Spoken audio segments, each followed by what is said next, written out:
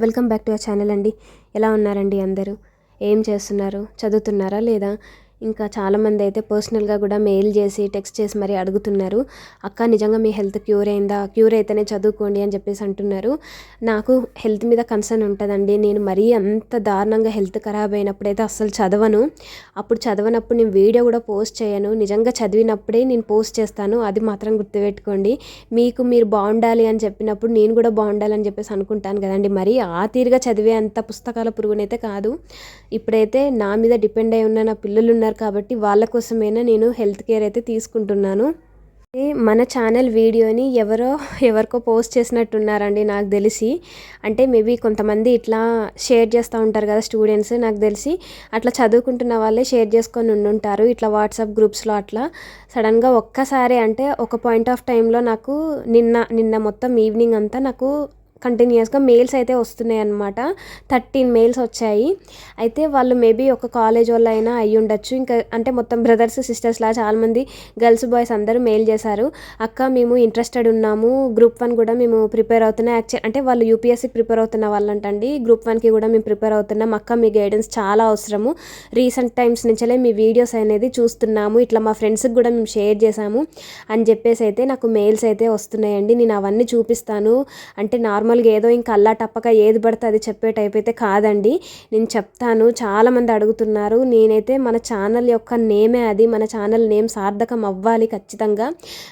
IAS అంటే నార్మల్గా UPSC prepare అయ్యే వాళ్ళు ప్రతి ఒక్కరికి నేను బిగినర్స్కి మన ఛానల్లో ఉన్న వాళ్ళందరికీ నేను అంటే ఈ ప్రోగ్రామ్ అనేటువంటిది నేను చెప్పడానికి కూడా నాకు ఇప్పుడు టైం అయితే కుదరట్లేదండి.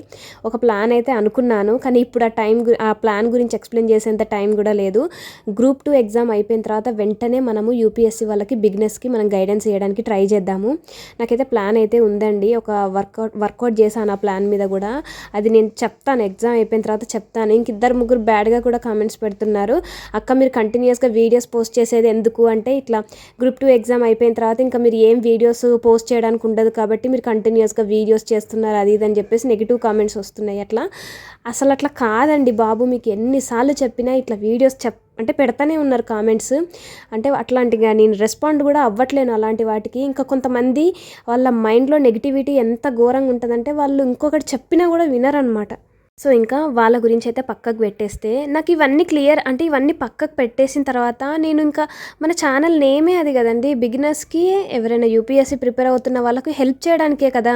నాకు ఇన్ని రోజులు ఎగ్జామ్స్ ఉండడం వల్ల మీరు చూస్తున్నారు కదండి. అసలు ఎట్లా అంటే కొంచెం కూడా బ్రేక్ తీసుకోకుండా మనకి ఎగ్జామ్స్ అయితే కంటిన్యూస్గా జరుగుతున్నాయి. ఒకానొక టైంలో జరగలేదు. ఆ టైంలో కూడా నేను మీకు సబ్జెక్ట్ షేర్ చేశాను. ఈవెన్ దో నేను ఏదైతే తీసుకున్నానో, నేను టెస్ట్ సిరీస్లు కానివ్వండి, నేను తీసుకున్న కోర్స్ నుంచి కానీ నేను అవన్నీ నోట్స్లో బిట్స్ లాగా ఫామ్ చేసుకొని నేను మీకు షేర్ చేసిన సందర్భాలు కూడా ఉన్నాయి. అవునా కదా, మీరే చెప్పండి. ఈవెన్ కరెంట్ అఫైర్స్ బిట్స్ కూడా నేను మీతో షేర్ చేశాను. సో కమింగ్ వీడియోస్లో ఆల్టర్నేట్ డేస్లో గ్రూప్ 1కి యూపీఎస్సీకి మనమైతే ప్రిపరేషన్ స్టార్ట్ చేద్దామంటే, ఇప్పుడు ఆల్రెడీ స్టార్ట్ చేసిన వాళ్ళు మీరు కంటిన్యూగా వెళ్ళిపోండి. అండ్ ఎవరైతే ఇప్పుడు 2025లో చాలామంది ఎట్లా చేస్తారంటే ఫస్ట్ అటెంప్ట్ నార్మల్గా వదిలేస్తారు. ఎట్లా అంటే సరే చూద్దాము అన్నట్టుగా. అయితే నేనేమంటానంటే అది మీ ఇష్టం అండి, నేనేం చెప్పను. చాలామంది ఏమంటారంటే ఇప్పుడు కొంతమందికి ఎక్కువ అటెంప్ట్స్ ఉంటాయి. సో వాళ్ళు ఏమనుకుంటారంటే మేము చేయగలము, మేము కొంత టైం మేము స్పెండ్ చేయగలము అని అనుకునే వాళ్ళు. It's your choice. నేను వాళ్ళని ఏమీ డిసప్పాయింట్ చేయను, నేను నో అనను, ఎస్ అని చెప్పను. కాకపోతే నేనేమంటానంటే every attempt is very very very very important coming to UPSC అనమాట. మనకు స్టేట్ అంటే ఏజ్ ఎంత అయినా ఇట్లా అంటే 40+ ఉన్న వాళ్ళు కూడా అప్లై చేస్తున్నారు, కానీ యూపీఎస్సీ అట్లా కాదు కదండి. ఈచ్ అండ్ ఎవ్రీ కేటగిరీకి అటెంప్ట్స్ అనేటువంటి ఫిక్స్డ్గా ఉంటాయి. సో ఇంకొకటి, నేను చేసిన మేజర్ మిస్టేక్ నేను మీతో ఈరోజైతే వీడియోలో షేర్ చేస్తానండి. అది మాత్రం మీరు అస్సలు చెయ్యొద్దు. అసలు నేనేనా అని అనిపిస్తుందండి ఒకప్పుడు.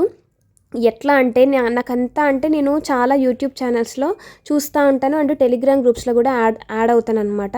యూపీఎస్సీకి ప్రిపేర్ అవుతున్న తరుణంలో ఏంటిదంటే కొన్ని క్విజ్ కండక్ట్ చేస్తాయి అనమాట. పర్టికులర్ టైంలో కొన్ని టెలిగ్రామ్ ఛానల్స్ వాళ్ళు క్విజ్ కండక్ట్ చేస్తాయి, అంటే కరెంట్ అఫైర్స్ బేస్ మీద. ఆ కరెంట్ అఫైర్స్ నేను ఎప్పుడు రాసినా నాకు 24 అంటే 24/25, 23/25 వస్తాయి అనమాట. నాకు చాలా ఇంట్రెస్ట్ అనమాట అట్లా క్విజ్లో నాకు ఎన్ని మార్క్స్ వస్తున్నాయి అంటే. నేను ఎప్పుడు చెప్తా ఉంటాను చూడండి, పర్చామ్ క్లాసెస్ అనేటువంటిది ఒక యూట్యూబ్ ఛానల్ ఉంటుంది. పర్చామ్ క్లాసెస్, PARCHAM పర్చామ్ క్లాసెస్. ఆ యూట్యూబ్ ఛానల్లో అయితే నేను రెగ్యులర్గా కరెంట్ అఫైర్స్ ఫాలో అయ్యేదాన్ని. హరీష్ అకాడమీ కూడా చూస్తుంటిని. అట్లని పరిచయం క్లాసెస్ కూడా చూస్తుంటిని. అంటే నాకు యూపీఎస్సీకి యూజ్ అవ్వాలి and at the same time టీజీపీఎస్సీకి గ్రూప్ 1కి ప్రిపేర్ అవుతున్నప్పుడు అనమాట ఆ టైంలో. సో రెండిటికి యూజ్ అవ్వాలి అన్నట్టుగా, ఎందుకంటే నేను 2023లో యూపీఎస్ అటెంప్ట్ ఇచ్చాను కదా. సో 2023 జనవరి నుంచి 2024 మే వరకు each and every day current affairs అయితే నా దగ్గర నోట్స్ ఉండిందండి. సో నేను అందుకనే ఈ పాస్ట్ 1.5 ఇయర్ కరెంట్ అఫైర్స్ అయితే నేను ఎక్కువ చూసుకుంటలేను. బ్రెయిన్లో ఆల్రెడీ స్టోర్ అయి ఉంటుంది ఎక్కడో దగ్గర. నేను దాన్ని ఆల్రెడీ క్విజ్ అవన్నీ చేస్తున్నాను కాబట్టి అవి ఒకసారి రీక్యాప్ చేసుకుంటే సరిపోతుంది. ఇప్పుడు 2 బండిల్స్ అయితే అయిపోయినాయండి. మొత్తం 2 బండిల్స్ అంటే అర్థం చేసుకోండి, ఒక 1000 పేపర్స్ దాకా రాసేసి పెట్టేశాను. సో ఇంకా అంటే మొన్న గ్రూప్ 3లో కూడా నేను అనుకున్నాను అనమాట, కొన్ని మాత్రమే చేసి కొన్ని మాత్రం చేయకపోవడానికి రీజన్ ఏంటిదనంటే ఐ లెఫ్ట్ అంటే కరెంట్ అఫైర్స్ని నేను అంటే నార్మల్గా నా దినచర్యలో నేను కరెంట్ అఫైర్స్ని ఒక పార్ట్లాగా చేసుకున్నానండి. మనకు ప్రవీణ్ సార్ చెప్పినట్టు నేను దాన్ని వదిలేశాను. అంటే అది కావాలని వదిలేయడం కాదు, మనకు ప్రిలిమ్స్ పాస్ అయిన తర్వాత గ్రూప్ 1 ప్రిలిమ్స్ పాస్ అయిన తర్వాత ఇంకా నాకున్న కొంచెం టైంలో నేను ఏంటిదంటే మొత్తం మెయిన్స్ సిలబస్ కంప్లీట్ చేయడానికి పెట్టుకున్నాను అనమాట టైము. కరెంట్ అఫైర్స్ అనేది మాత్రము కరెంట్ అఫైర్స్ యాడ్ చేసుకున్నాను, కానీ ప్రతిరోజు కరెంట్ అఫైర్స్ అయితే అప్పుడు చూడలేదు. నేను చేసిన మేజర్ మిస్టేక్ ఆ 4 months ఏంటిది మే కూడా చూసాను నేను. June, July, August, September, October ఈ 5 months కరెంట్ అఫైర్స్ నేను నా డేలో చదివేదాన్ని కాదనమాట. ఎప్పుడైతే నేను డైలీ కరెంట్ అఫైర్స్ నేను డైలీ చూసి నోట్స్ రాసుకుంటానో అప్పుడు నాలో కాన్ఫిడెన్స్ అయితే పెరిగేదండి. మీరు కూడా చాలాసార్లు అనేవాళ్ళు, అక్క మీరు కరెంట్ అఫైర్స్ నోట్స్ ఇవ్వండి, మీ షార్ట్ నోట్స్ షేర్ చేయండి అని చెప్పేసి ఎన్నిసార్లు ఇప్పటికీ అడుగుతూ ఉంటారు.